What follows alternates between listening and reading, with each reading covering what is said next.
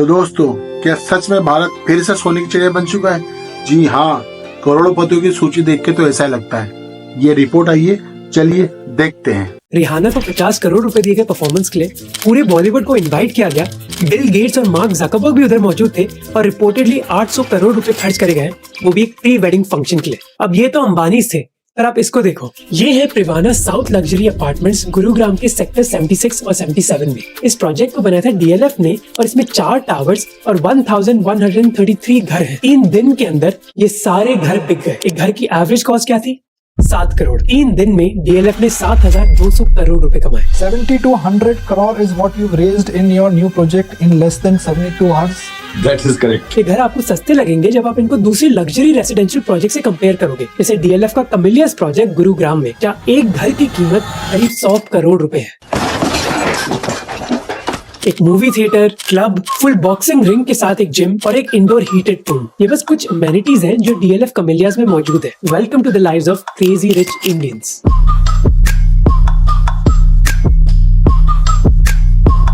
Luxury housing की demand इतनी ज्यादा है इंडिया में कि डेवलपर्स के पास इतने प्रोजेक्ट्स नहीं है। प्रशांत ठाकुर जो एक रियल एस्टेट कंसल्टेंट है, उन्होंने कहा कि मैंने ऐसा पागलपन 10 सालों में नहीं देखा। इन लग्जरी अपार्टमेंट्स की वजह से DLF के शेयर प्राइसेस भी बढ़ गए। That is correct. ये लग्जरी इकोनॉमी बस अपार्टमेंट्स के बारे में नहीं है, बल्कि घड़ियां और गाड़ियों के बारे में भी है। पिछले साल मर्सिडीज ने हाईएस्ट एवर सेल्स रिकॉर्ड करी। I think 23 was a great year for us.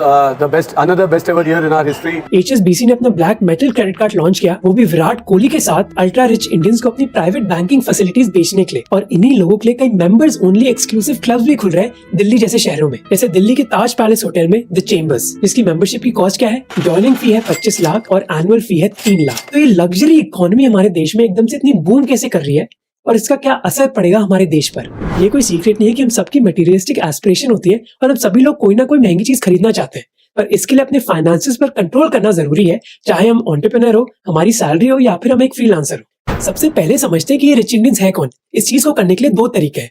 पहला तरीका है एब्सोल्यूट नंबर देखना, जैसे हमारे देश में कितने करोड़पति हैं। पिछले साल करीब 2 लाख लोगों ने 1 करोड़ से ज्यादा पैसा कमाया हमारे देश में। ये मैं इनकम की बात कर रहा हूँ, वेल्थ की नहीं। इनकम और वेल्थ में फर्क होता है। इनकम देखते हैं कि आपको कितना पैसा मिला, जैसे सैलरी, जबकि वेल्थ आपकी प्रॉपर्टी, गोल्ड और इन्वेस्टमेंट्स को भी कंसिडर करती है। पर वेल्थ का डेटा इतना अच्छा नहीं है, इसलिए हम इनकम की बात करेंगे। अब आप में से कई लोगों को 2 लाख का नंबर कम लग रहा होगा, पर आप कहोगे कि कई लोग जो इनकम टैक्स फाइल नहीं करते पर वो करोड़पति हैं। तो ठीक है, बात मान भी ली, तो 2 लाख करोड़पति नहीं तो कितने होंगे? 4 लाख, 8 लाख, 10 लाख। एक सीनियर इनकम टैक्स ऑफिसर ने कहा कि क्योंकि अब बैंक्स बेटर रिपोर्टिंग कर रहे हैं, इस वजह से अपना पैसा छुपाया इतनी आसानी से नहीं जा सकता, इसीलिए 2 लाख करोड़पतियों का नंबर इतना गलत नहीं होगा। दूसरा तरीका है रिलेटिव बेसिस पर, यानी कि ये देखना कि टॉप 10% और टॉप 1% इंडिया में कौन कौन आता है। हमारे प्राइम मिनिस्टर की इकोनॉमिक एडवाइजरी काउंसिल है, जो प्राइम मिनिस्टर को सलाह देती है कि उनको कैसे डिसीजन लेने चाहिए। इस काउंसिल ने एक रिपोर्ट प्रिपेयर करी थी और गेस करो कि आपकी मंथली इनकम क्या होनी चाहिए जिससे आप टॉप 10% में आ जाओगे इंडिया के। 3 सेकंड देता हूँ आपको। 25,000। 25 कम है क्या? अगर आपकी मंथली इनकम 25,000 है तो कांग्रेचुलेशंस, आप इंडिया के टॉप 10% में आ गए। ये नंबर कम लग रहा है तो दूसरी रिपोर्ट देख लेते हैं।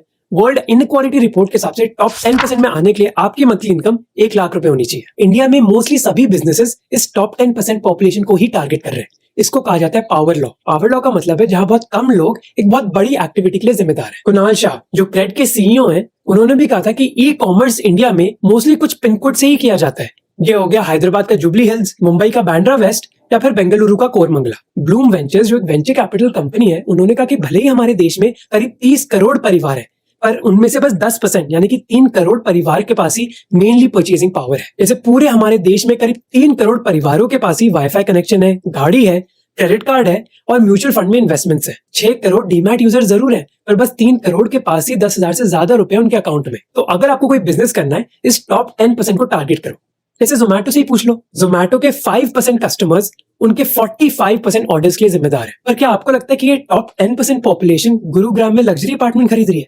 नहीं, वो टॉप 1% है। ये टॉप 1% पॉपुलेशन ही है जो फॉरेन कंट्री जाती है घूमने के लिए और जो आईफोन्स खरीदती है। जैसे पिछले साल 90 लाख आईफोन्स बिके थे हमारे देश में, जो हमारी पॉपुलेशन के 1% से कम है। जो भी आप शार्क टैंक पर D2C ब्रांड्स देखते हो ना, उनका धंधा तभी चलेगा जब ये टॉप 1% लोगों को उनकी ब्रांड्स पसंद आएंगी। और जो भी ब्रांड्स लॉन्च हो रही हैं, चाहे वो स्नीकर ब्रांड हो, लग्जरी सूटकेसेस या फिर वेडिंग वीडियो की कंपनीज, वो इसी सेगमेंट को टारगेट करना चाहती है। इस टॉप 1% की वजह से लग्जरी ब्रांड्स की सेल जैसे अर्मेस, लुई वुइटन और क्रिश्चियन डियोर की सेल्स 4 साल में दुगनी हो गई है। यही रियलिटी है हमारे देश की। हमारे देश की भले ही पॉपुलेशन बहुत ज्यादा है, पर उतने लोग जिनके पास स्पेंडिंग पावर है, उनका नंबर एक यूरोपियन कंट्री की पॉपुलेशन जितना है। वीरदास ने अपने कॉमेडी शो में कहा था, there are 2 Indias. I come from which India? I come from 2 Indias. पर ब्लूम वेंचर्स के हिसाब से 2 इंडिया नहीं बल्कि 3 इंडिया है। अब उनकी डेफिनेशन अलग है, पर इस वीडियो के लिए मैंने डिफाइन किया है कि इंडिया 1 है टॉप 1% इंडियंस का, इंडिया 2 है टॉप 10% इंडियंस का, और इंडिया 3 है जो इन दोनों कैटेगरीज में नहीं आते। अगर आपको एक अच्छा बिजनेस चलाना है तो टॉप 10% को टारगेट करें, प्रीमियम बिजनेस चलाना है तो टॉप 1% को। और ये टॉप 1% इंडियंस रहते कहाँ? मेनली इंडिया के 8 बड़े शहरों में, दिल्ली NCR, मुंबई, पुणे, चेन्नई, हैदराबाद, कोलकाता, अहमदाबाद और बेंगलुरु। पर ये मत समझना कि टॉप 1% इंडिया इन शहरों में ही रहता है। पिछले साल 60% आईफोन्स टियर 2 और टियर 3 शहरों में बिके थे। गौर से देखो, फेस नहीं, हाथ में। एप्पल ही नहीं, रोलेक्स एक लग्जरी वॉच मेकर ने रायपुर में अपना स्टोर खोला है। लग्जरी रिटेलर बुल्गारी ने अपनी वॉचेस और ज्वेलरी की एग्जीबिशन लखनऊ में करी। थाईलैंड की एक luxury brand Lotus the Weaver ने लुधियाना में एक एग्जीबिशन करी। कई प्राइवेट वेल्थ मैनेजमेंट कंपनीज भी अब इन शहरों में एंटर करना चाहती हैं। प्राइवेट वेल्थ मैनेजर्स अमीर लोगों का पैसा मैनेज करते हैं, जिसके बदले में उनको एक फी मिलती है। ऐसी कंपनीज टॉप 1% को टारगेट नहीं करती, बल्कि टॉप 1% की भी एक छोटी सी लेयर को टारगेट करती है, जिनको कहा जाता है UHNWIs, ultra high net worth individuals. इन लोगों की नेटवर्थ है $30 मिलियन, यानी कि 250 करोड़ रुपए, और पूरे हमारे देश में ऐसे 13,000 लोग हैं। और अब कई वेल्थ मैनेजमेंट कंपनीज ऐसे लोगों की तलाश में है टियर 2 और टियर 3 शहरों में, जैसे मोरबी, वापी, पानीपत, लुधियाना, तिरुपुर, रायपुर, देहरादून, जमशेदपुर और राजकोट। इस इंडस्ट्री में कई कंपनीज है, जैसे Motilal Oswal private wealth, 361 wealth and asset management और व्हाइट ओक कैपिटल AMC। ऐसी सर्विसेज की डिमांड इतनी ज्यादा है कि ये सारी कंपनीज एक दूसरे के साथ लड़ाई कर रही हैं वेल्थ मैनेजर्स के लिए। एक साइड नोट, अगर आप फाइनेंस में इंटरेस्टेड हो तो एक प्राइवेट वेल्थ मैनेजर की जॉब अच्छी हो सकती है। मोतीलाल ओसवाल प्राइवेट वेल्थ ने कहा कि वेल्थ मैनेजर्स की डिमांड इंडिया में बढ़ ही रही है, तो ये एक करियर है जो आप कंसिडर कर सकते हो। अब वीडियो पर वापस आते हैं। जैसे 361 wealth and asset management company की बात करते हैं। उन्होंने कहा कि अभी वो बस उन कस्टमर्स को सर्व करते हैं जिनकी नेटवर्थ 50 करोड़ रुपए से ज्यादा है, पर जल्द वो एक ऐसा सेगमेंट लॉन्च करेंगे जिससे वो 5 से 50 करोड़ के लोगों को भी सर्व कर पाएंगे। और ये हो भी क्यों ना, क्योंकि इसकी डिमांड ही बढ़ रही है। पिछले 3 साल में करीब 60,000 इंडियंस ने करोड़पति क्लब को ज्वाइन किया है। पर ये सब लोग करोड़पति बने कैसे? लोग 2 तरीके से इस दुनिया में पैसे कमाते हैं।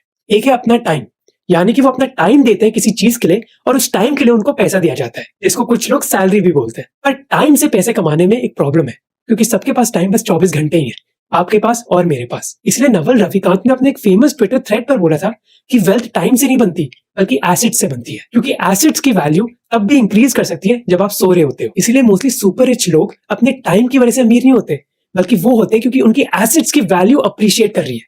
और ऐसा ही केस है इंडिया में भी। एक कॉन्सेप्ट आपने सुना होगा ओल्ड मनी और न्यू मनी का। ओल्ड मनी वाले वो लोग हैं जो कई सालों से अमीर हैं। ये या तो एक्टर्स हो सकते हैं, या फिर बिजनेस पर्सन, और या पॉलिटिशियन। मेरा चुनाव में कोई मुद्दा नहीं है, मेरा अपना एक पर्सनल मुद्दा है। मुझे पैसा कमाना, इन्वेस्ट करना है और विधायक बन के अपनी जो सारी सुविधा है वो खड़ी करनी है। मैं इस वीडियो में उन लोगों की बात नहीं कर रहा, बल्कि मैं बात कर रहा हूँ न्यू मनी के लोगों की। ये कौन है? बाइजू रविंद्रन, उनकी बीवी दिव्या गोकुलनाथन और उनके भाई रिजू रविंद्रन। 2015 से इन तीनों ने कंबाइंड $400 मिलियन यानी कि 3,000 करोड़ रुपए से ज्यादा पैसे कमाए अपनी स्टार्टअप से। कई स्टार्टअप फाउंडर्स इस न्यू मनी कैटेगरी में आए हैं इंडिया के स्टार्टअप बूम से। अब कई स्टार्टअप फाउंडर्स की सैलरी।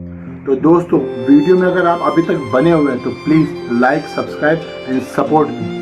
इतनी ज्यादा नहीं होती। जैसे पीयूष बंसल की एनुअल सैलरी 3.7 करोड़ है, गजल अलग की 1 करोड़ से भी कम। फाउंडर्स पैसा कमाते हैं अपनी कंपनी के शेयर्स बेचकर। ये है मिथुन संचेती, जिन्होंने अपनी ऑनलाइन ज्वेलरी कंपनी कैरेट लेन का 27% शेयर बेचा टाटा को 4,000 करोड़ से भी ज्यादा के लिए। इन 27% शेयर्स के साथ मिथुन ने अब अपनी पूरी कंपनी टाटा को बेच दी है। पर एक फाउंडर को अपनी पूरी कंपनी बेचने की जरूरत नहीं होती, वो कुछ कंपनी के शेयर्स भी बेच सकते हैं सेकेंडरी सेल्स के जरिए। इन सेकेंडरी सेल से ही बाइजूस और उनके परिवार ने अपना पैसा कमाया। प्राइमरी सेल होती है शेयर्स की, जब शेयर बेचकर कंपनी को पैसा मिलता है, जबकि सेकेंडरी सेल में कंपनी को पैसा नहीं मिलता बल्कि फाउंडर को पैसा मिलता है। कई इन्वेस्टर्स को ये सेकेंडरी सेल्स नहीं पसंद, क्योंकि इनकी वजह से फाउंडर की ओनरशिप कम हो जाती है और कंपनी को पैसा भी नहीं मिल रहा। अब अगर फाउंडर की ओनरशिप ही नहीं है कंपनी में, तो वो क्यों मेहनत करेगा? उसे तो अपने शेयर बेच लिया और पैसा कमा लिया। अब अश्नीर ग्रोवर ने ट्विटर पर जरूर कहा कि फाउंडर्स को सेकेंडरी सेल करनी चाहिए, पर कई इन्वेस्टर्स मानते हैं कि इससे ये सिग्नल मिलता है कि फाउंडर कंपनी बनाने में इंटरेस्टेड नहीं है। थोड़ी बहुत सेकेंडरी सेल से कोई प्रॉब्लम नहीं है, क्योंकि इस चीज की वजह से फाउंडर को भी राहत मिल जाती है। वो अपना कर्ज चुका सकते हैं, घर खरीद सकते हैं और 2-3 सालों सालों के लिए उनकी अच्छी इनकम भी होगी, पर अगर उन्होंने ज्यादातर शेयर बेच ही दिए तो क्या वो मेहनत करेंगे कंपनी बनाने में? पर इन सेकेंडरी शेयर्स को बेचकर ही कई फाउंडर्स पैसा बना रहे हैं और घर खरीद रहे हैं। अब स्टार्टअप फाउंडर्स ही इस न्यू मनी की कैटेगरी में नहीं आए, कई प्रोफेशनल्स भी आए हैं, चाहे वो कॉर्पोरेट एग्जीक्यूटिव्स हो या फिर लॉयर्स। पर जो स्पीड होती है वेल्थ क्रिएशन की वो कॉर्पोरेट वर्ल्ड में कम होती है और स्टार्टअप वर्ल्ड में ज्यादा। और इस स्टार्टअप वर्ल्ड से कई एम्प्लॉयज को भी फायदा मिलता है सेकेंडरी सेल से, ये होता है ईसॉप्स के जरिए। और एक अच्छा एग्जाम्पल है इस चीज का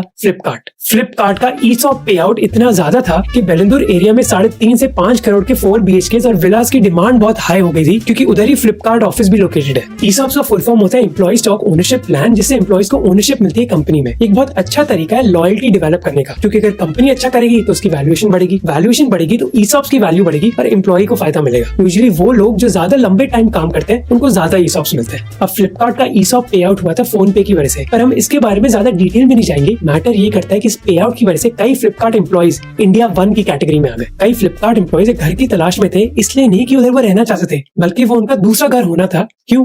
टैक्स बचाने के लिए। अब ये पोर्शन थोड़ा कॉम्प्लेक्स होगा, पर आपके लिए जरूरी है समझना, ताकि आप समझ पाओ कि इंडिया की लग्जरी प्रॉपर्टी मार्केट और हमारी स्टार्टअप्स में क्या कनेक्शन है। मान लो आप एक बिजनेस ओनर हो और आपने अपना बिजनेस बेचा। अगर आपके पास अपने बिजनेस के शेयर्स 2 साल से ज्यादा के लिए थे तो आपको एक long term capital gain tax देना होगा। अगर बिजनेस की वैल्यू 5 करोड़ से ज्यादा थी तो ये टैक्स होता है 24% का। तो अगर आपने 100 करोड़ के शेयर बेचे, आपको 24 करोड़ का टैक्स देना होगा। इस टैक्स को बचाने के लिए लोग क्या करते हैं? वो यूज करते हैं इनकम टैक्स एक्ट का सेक्शन 54F। इस एक्ट को यूज करके आप टैक्स बचा सकते हो अगर जो भी आपने पैसा कमाया अपना बिजनेस को बेचकर आप वो एक रेसिडेंशियल प्रॉपर्टी में इन्वेस्ट कर दो। तो अगर आपने बिजनेस बेचा 100 करोड़ रुपए में, आप 100 करोड़ की रेसिडेंशियल प्रॉपर्टी खरीदो, जिससे आपको कोई भी long term capital gain tax नहीं देना होगा, 0 टैक्स। बस इसमें एक प्रॉब्लम आती है कि एक बिजनेस ओनर बस एक ही प्रॉपर्टी खरीद सकता है। इसी वजह से कई बिजनेस ओनर्स अपने भांजा भाई बहन को कैप टेबल पर डाल देते हैं, यानी कि उनको इन्वेस्टर्स बना देते हैं, जिससे जब बिजनेस बिके सब अपनी प्रॉपर्टी खरीद पाए। अब अगर एक ही ओनर होगा 100 करोड़ के बिजनेस का, तो उनको 100 करोड़ की रेसिडेंशियल प्रॉपर्टी खरीदनी होगी। पर अगर आपने 4 फैमिली मेंबर्स को ओनर बना दिया तो चारों ओनर्स 25 करोड़ की प्रॉपर्टी खरीद पाएंगे। बस एक और चीज है कि आप ये रेसिडेंशियल प्रॉपर्टी 3 साल तक बेच नहीं सकते। तो अगली बार जब आप किसी बिजनेस ओनर को रेसिडेंशियल प्रॉपर्टी खरीदते हुए देखो, समझ जाओ कि वो ये long term capital gain tax ही बचा रहे हैं। हमारी गवर्नमेंट को भी पता चल गया था कि बिजनेस ओनर्स क्या कर रहे हैं, इसलिए उन्होंने टैक्स एग्जेम्पशन लिमिट बना दी 10 करोड़ की। यानी कि अगर आपने 100 करोड़ में बिजनेस बेचा और फिर 100 करोड़ में एक रेसिडेंशियल प्रॉपर्टी खरीदी, तो पहले 10 करोड़ में कोई टैक्स नहीं लगेगा, पर 90 करोड़ में long term capital gain tax लगेगा 24% का। इसी वजह से बेंगलुरु की लग्जरी रेसिडेंशियल प्रॉपर्टी मार्केट इतना बूम कर रही है। इसके अलावा एक बिहेवियरल चेंज भी है लोगों में। कोविड के बाद कई लोग बड़े घर चाहते हैं, इस वजह से वो अपने अपार्टमेंट्स अपग्रेड कर रहे हैं। जैसे पुणे के एक फाइनेंस प्रोफेशनल विशाल गुप्ता ने कहा कि वो एक 2 BHK में रहते थे, पर अभी उन्होंने 2 करोड़ का एक 4 BHK लिया है ताकि उनको और जगह मिले। यूजुअली लोग घर कम खरीदते हैं जब इंटरेस्ट रेट्स हाई होती है, क्योंकि जब रेट हाई है तो आपको होम लोन पर इंटरेस्ट भी ज्यादा देना पड़ेगा। पर पिछले 2 सालों से इंटरेस्ट रेट्स हाई है, फिर भी हमारी हाउसिंग मार्केट में एक बूम आ रहा है। ये हुआ एक फोमो की फीलिंग से, जिस वजह से कई लोग घर खरीद रहे हैं। जैसे मुंबई की एक इंडिविजुअल ने बताया कि वो 2 साल वेट करना चाहते थे ताकि इंटरेस्ट रेट्स कम हो जाए, पर उनके मन में एक डर था कि अगर प्रॉपर्टी प्राइसेस बढ़ गए तो वो कहीं के नहीं रहेंगे।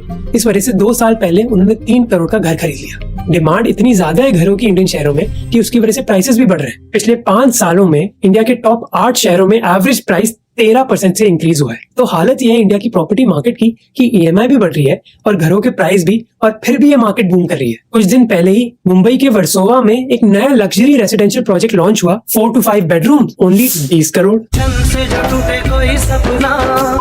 पर इंडिया की लग्जरी प्रॉपर्टी मार्केट में NRIs का भी एक बहुत बड़ा रोल है। इंट्रोडक्शन में मैंने जो DLF Privana south luxury apartments के बारे में बात करी थी, उन अपार्टमेंट्स की 25% सेल NRIs की वजह से हुई थी। कई NRIs तो केन्या और टैंजानिया से थे। इन NRIs के लिए ऐसे घर खरीदना एक इन्वेस्टमेंट की तरह है, ताकि वो इंडिया की ग्रोथ स्टोरी से बेनिफिट कर पाए। NRIs प्रॉपर्टी में इन्वेस्ट करते हैं क्योंकि स्टॉक मार्केट में डायरेक्टली इन्वेस्ट करना रेगुलेशंस की वजह से उनके लिए इतना आसान नहीं है। और स्टॉक मार्केट ही है जहां पिछले 5 सालों के दौरान मोस्ट इंडियंस ने अपना पैसा कमाया। Historically most Indian stock market को बहुत रिस्की मानते थे, बस कुछ लोग इस गेम में उतरने के लिए राजी थे, जैसे राकेश झुंझुनवाला। कोविड से पहले इंडियन स्टॉक मार्केट को डोमिनेट करते थे इंस्टीट्यूशनल इन्वेस्टर्स। इंस्टीट्यूशनल इन्वेस्टर्स होते हैं बड़े इन्वेस्टमेंट बैंक्स जैसे JP Morgan या फिर एसेट मैनेजर्स। और रिटेल इन्वेस्टर जैसे आप और मेरे जैसे लोग स्टॉक मार्केट में इतने इंटरेस्टेड नहीं थे।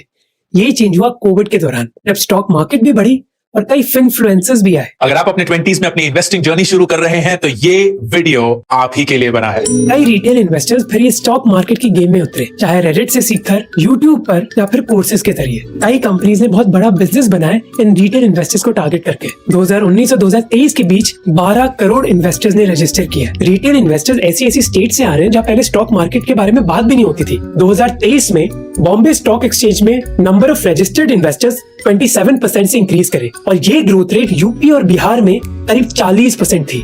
और मोस्टली फायदा हुआ है इंडिया के अमीर लोगों का। 72% एफ्लुएंट इंडियंस यानी कि अमीर इंडियंस ने कहा कि स्टॉक मार्केट एक बहुत बड़ा कारण है उनकी वेल्थ के पीछे। जिनका फायदा स्टॉक मार्केट से नहीं हुआ, उनका गोल्ड से हुआ। जैन 2020 में 10 ग्राम्स गोल्ड की कॉस्ट थी 39,000 रुपीज। दिसंबर 2023 में करीब 62,000 यानी 65% का इंक्रीज। गोल्ड खरीदना एक ट्रेडिशनल चीज रही है इंडियन घरों में। इनफैक्ट दुनिया का 11% गोल्ड इंडियन हाउसहोल्ड्स के पास ही है। ये इसलिए क्योंकि गोल्ड एक सेफ एसेट माना जाता है। इन्फ्लेशन या फिर एक्सचेंज रेट फ्लक्चुएशन से गोल्ड के प्राइस पर इतना असर नहीं पड़ता, चाहे रशिया यूक्रेन वॉर हो, कोविड या फिर इकोनॉमिक स्लोडाउन। गोल्ड के प्राइसेस इतने डगमगाते नहीं है। इसी वजह से जब भी कोई क्राइसिस चल रहा होता है दुनिया में, कई इन्वेस्टर्स गोल्ड खरीदते हैं, जिसकी वजह से गोल्ड का दाम पिछले 4-5 सालों में बढ़ा है। इनफैक्ट एक इन्वेस्टर ने कहा कि जब गोल्ड प्राइसेस बढ़ते हैं तो इंडियन कंज्यूमर बहुत खुश हो जाता है और कई चीजें खरीदने लग जाता है, चाहे उन्होंने वो एक गोल्ड बेचा भी ना हो। पर लोगों के पास अब पैसा है, इसका मतलब ये नहीं कि वो खर्च करेंगे। कई लोग बहुत कंजूस भी होते हैं। पर अब इंडिया में अमीर लोगों का एटीट्यूड भी बदला है। अरे यार कितनी गंदगी है इस देश में। पहले के जमाने में लोग अपना पैसा छुपा कर रखते थे, पर अब वो इसको दिखाना चाहते हैं। छोटो एक कप चाय ला। अरे ये तेरी टिप है, टिप ले। ये क्लियर हो जाता है इंस्टाग्राम रील से। ये हो रहा है नोवो रिच के राइज से। नोवो रिच एक फ्रेंच वर्ड है उन लोगों के लिए जो रिसेंटली अमीर हुए और अपना पैसा दिखाना चाहते हैं। गोल्डमैन सैक्स ने अपनी रिपोर्ट में कहा कि हमें ऐसे लोग और दिखाई दे रहे हैं हमारे देश में। ये लोग पैसा कमा रहे हैं बस सेव करने के लिए नहीं, बल्कि खर्च करने के लिए भी। और इसी वजह से अब हमारे देश में ज्यादा SUVs बिक रही है। 2022 में 42% गाड़ियां जो बिकी थी हमारे देश में वो SUVs थी और एक साल बाद ये नंबर 48% हो गया। अब इंडिया 1 और इंडिया 2 अकेला नहीं है जो खर्च कर रहा है, इंडिया 3 भी खर्च कर रहा है। अगर आप उबर ड्राइवर को भी देखोगे, वो भी अच्छे से अच्छा फोन लेकर ही घूमते हैं। गवर्नमेंट के लेटेस्ट डेटा ने दिखाया है कि रूरल और अर्बन एरियाज में लोग अब ज्यादा पैसे खर्च कर रहे हैं। पर अगर आप मास प्रोडक्ट्स की सेल्स पर नजर डालोगे तो पिक्चर बहुत अलग है। मर्सिडीज की जरूर रिकॉर्ड सेल्स हो रही है, पर ट्रैक्टर की सेल्स डिक्लाइन कर रही है। नेस्ले ने कहा कि उनके प्रीमियम प्रोडक्ट्स बहुत अच्छा कर रहे हैं, पर मास प्रोडक्ट्स इतने बिक नहीं रहे। तो जहां इंडिया 1 और इंडिया 2 बहुत अच्छा कर रहा है, इंडिया 3 के बारे में ऐसे जरूरी नहीं है। इंडिया 1, 2 और 3 की दुनिया बहुत अलग है और इस चीज को सेपरेटेड रखने के लिए वो अपने बीच दीवारें लगाते हैं। पर इंडिया में प्रॉब्लम यह है कि ये दीवारें बहुत पतली हैं। इसी वजह से मुकेश अंबानी की भी गाड़ी उसी सड़क पर जाती है जहाँ एक झुग्गी झोपड़ी है। यूजुअली इन 3 इंडिया के बीच कभी लड़ाई नहीं होती क्योंकि सारा पैसा और पावर तो इंडिया 1 के पास ही है। बस 2 जगह ही है जहाँ इन तीनों के बीच इक्वालिटी है, एक है इलेक्शंस और दूसरा है सोशल मीडिया। तो देखा दोस्तों, ये रिपोर्ट देखी आपने, मुझे बहुत खुशी हुई। हालांकि 1% लोगों के पास पैसा है, लेकिन है तो भारतवासी।